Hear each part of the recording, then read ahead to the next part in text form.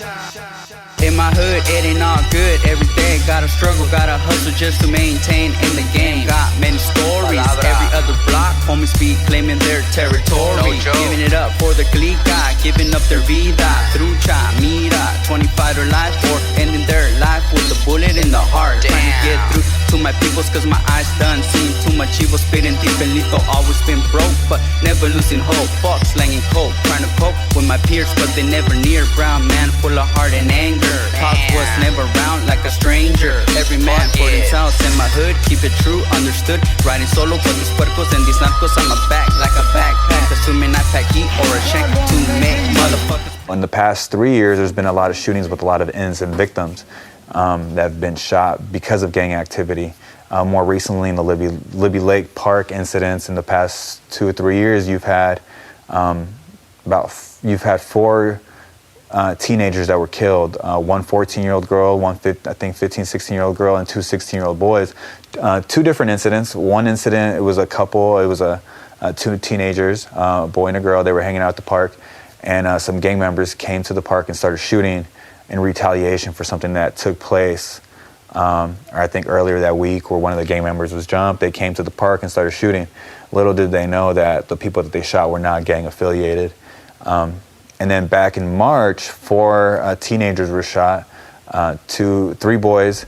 One of them was 8. One was 17. The other 2, I believe, were 16, and a 13-year-old girl were hanging out at the park. And same thing. Gang members from another neighborhood came in. They started shooting because the park is known as a place where the gang members kind of hang out. And none of these kids were gang affiliated. I knew that I had gotten shot. It didn't matter where I got shot. It was just the matter of fact that I got shot and I was gonna die. The scariest thought, you know. We heard a big bang, and at first we thought it was a car crash. Okay? And so then I walk over to my neighbor's house to pick up my daughter, and I see the sky bloodshot red of all the sirens, from the ambulance, fire trucks, everything. So then I rush home, and I tell my mom, and my dad was very impatient. He was pacing back and forth, and he said, something doesn't feel right. When I woke up, I just heard my mom screaming, and Precious came to tell us, my cousin Precious, and what do you call it? Yeah, and we drove over to the east side, and vino mi cuñado y mi sobrina a decirme que lo que había pasado ahí con mi hermana, porque yo estaba aquí y yo no sabía que, pues ellos vinieron y me dijeron. Y ya cuando fui para allá, pues ya la ambulancia estaba allí y ya lo iban a recoger y ya. I never once thought my son was shot, because who would ever want to hurt him? I mean, he never even got in a fight his whole life. He was everyone's friend. He never did anything. He was 4.0, you know, going to college for football. I never once thought, not that I thought he'd be in a car shooting anyone, but I just didn't ever grasp it. And he's like, no, Chris has been shot at. He has pozole on his back. I said, and he's got black hair and he's light complected and whatnot. I said, can you go see? So they went to go see, and it took a while, you know. And one of the officers stayed with me, and the other one went. And when the officer came back, I could tell by the look on his face, you know, that it was my son. We actually had an officer that was on Gold Street who was there on I think they were pulling over a car, and he was shot. He was shot from the rooftop. I think the kid was about 17, 18. But that kind of seemed like the norm at the time, because all the shootings that were taking place were by 13-year-olds, 14-year-olds, 15-year-olds. I mean, these were the age of the shooters, and the people getting killed sometimes were 16, 17, and 18. And a lot of it was happening back here in the Deep Valley. I always taught Chris, if you're going to get gas at night, go to a lighted gas station down the street from our house, and it's all lit up, Lowe's Shopping Center, and pump gas right there at McDonald's. Never go to a gas station that's dark or out of the way. Always pump gas there. And I gave him the money and told him exactly where to go. And he followed my instructions, and he did that. And I guess after he pumped gas, when he pulled out, a car followed him, and that's where he got shot. So we start calling my brother. He wasn't answering. Our first thought was, well, if the police see him running, they're gonna think that he did something. it would never cross our mind that he was one of the victims. So then we were just waiting. We didn't know what to do. We kept calling his phone. There was no answer. Two of his friends show up to the house and tell us it was him. So I rushed to the park. They weren't letting me in. They just said, oh, no one's in. But 3, maybe 4 people had told me, yeah, it was Edgar, it was Edgar.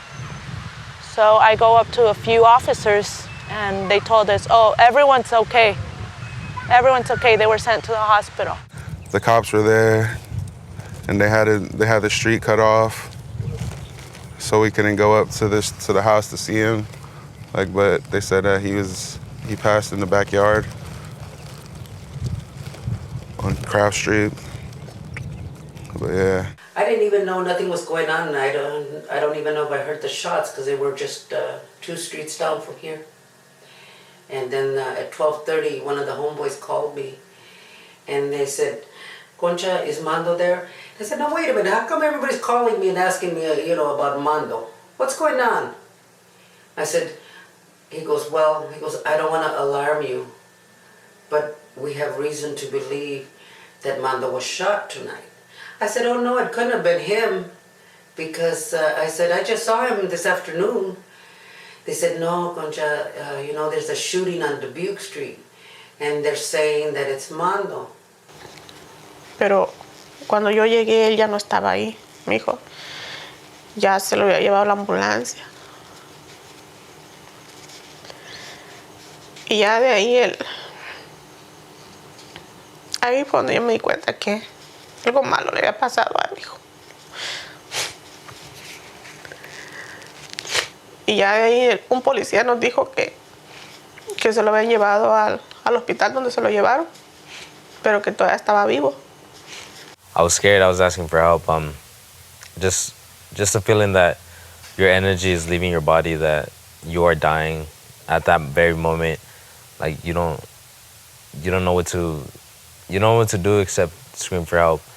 My friend kept telling me, "Don't die, don't die."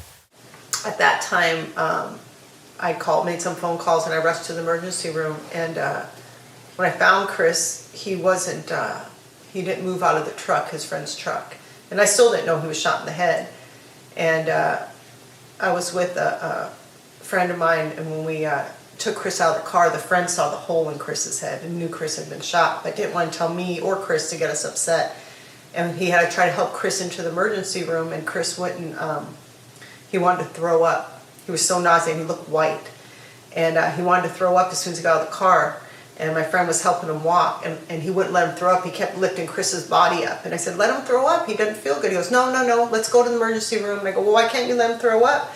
And he said, he told me later, it's because he knew Chris was shot in the head, and wherever that bullet was lodged was keeping him alive, and he thought if he threw up, then that would move the bullet, and it could go right through to the brain, and he just didn't know what to do. Then the cops came, and they started asking me questions. They started telling me, who was it, what happened, and I didn't know, so I truthfully answered them, I don't know. I guess they just want to get a death testimony out of me before I die, so they could catch the suspects. And they put me on the stretcher and just took me in the ambulance. I was awake during the whole thing, to watch my friends die, to getting shot, to falling, to everything, Y ya del hospital, pues ya lo encontramos y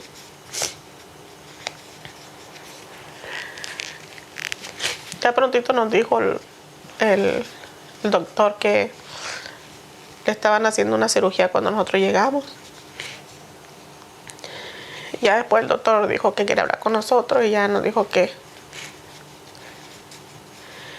tenía 2 balas en la cabeza. Y que él no iba a amanecer vivo.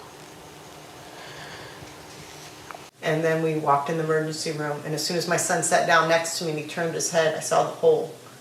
I saw a perfect hole of a bullet in his head. And I was like, and Chris still didn't know he was shot. He just wasn't feeling good. And I just remember going, oh my gosh, is that a hole in your head? Is that what a bullet looks like in someone's head? You have a hole in your head. you have a hole in your head. And I just started crying, and they took him back right away.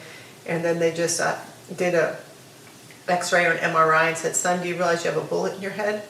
And he said, no. And then they life-flighted him to Scripps. We rushed to Palomar Hospital. We were there for 2 hours. Nothing. They said, oh, he's not here. And I was like, well, are you sure? And they said, yes, I'm sure. I got on my phone. I called Tri-City, Scripps. I called over 20 hospitals, and they said, no, he's not here. I called my mom and I told her, he's not here. I just heard her break down on the phone. She said, well, come home. If he's not there, then he's not here with us no more. All right, P, my boy, this one's for you. Check this shit. I know you're gonna hear this shit. Check it, boy. I hope you dig it.